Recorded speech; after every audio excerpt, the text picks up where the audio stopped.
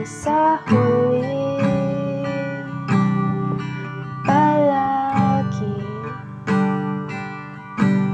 pipiliin kong maging sa'yo. Welcome sa panibago natin tutorial. Sa video na ito pag-aaralan natin ng Palagi by TJ Monterde.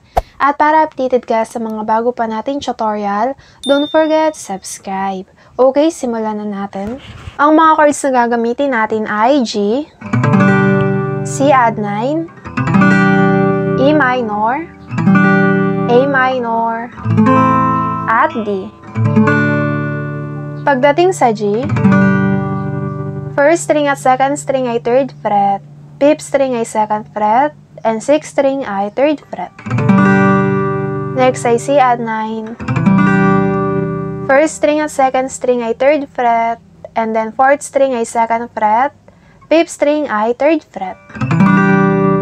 And then pagdating naman sa E minor, yung 4th string at 5th string ay sa 2nd fret, and then yung 1st string at 2nd string kahit wag nyo na siyang alisin sa 3rd fret. And then A minor, 2nd string ay 1st fret, and then 3rd string at 4th string ay 2nd fret. Next ay D. First string ay 2nd fret, 2nd string ay 3rd fret, and 3rd string ay 2nd fret.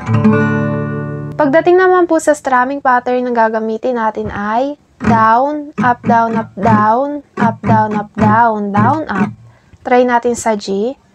Down, up, down, up, down, up, down, up, down, down, up. C add 9.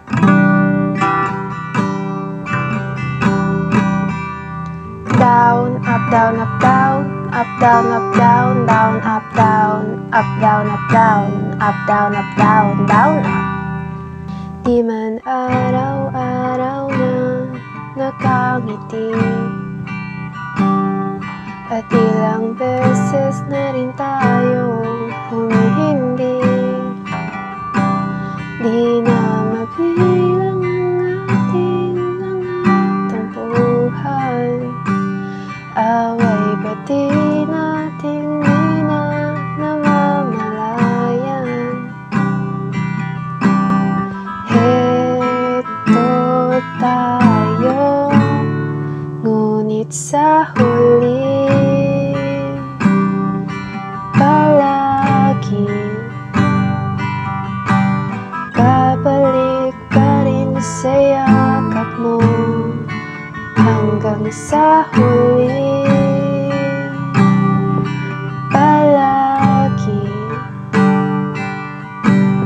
pipiliin kong maging sa'yo.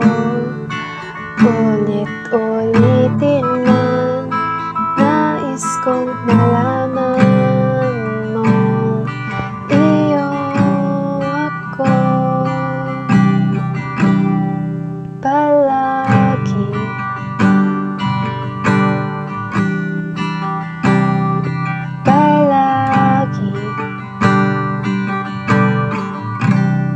and then pagkatapos niyan sa verse 2 lang, kagaya pa rin po ng pinag-aralan natin kanina. Kung balikan man ang araw, luhat lahat, ikaw ang paborito kong desisyon at pag napalikiran ng ingay at ng gulo, di ko pagpapalit ngiti mo sa mundo.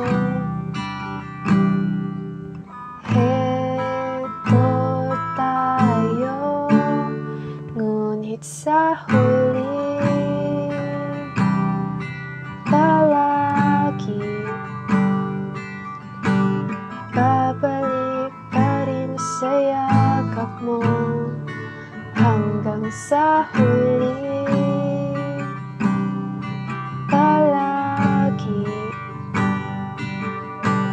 Pipiliin kong maging sa'yo. Ulit-ulitin man, nais kong malaman mong iyo ako. And then pagkatapos niyan sa bridge na, ang mga chords ay E minor, D, C add 9 at G over B. Pagdating sa G over B, yung first string at second string ay nasa 3rd fret, and then yung 5th string ay 2nd fret. G over B, and then strumming pattern, kagaya pa rin po ng sa verse. Try natin sa A minor, down, up, down, up, down, up, down, up, down, down, up.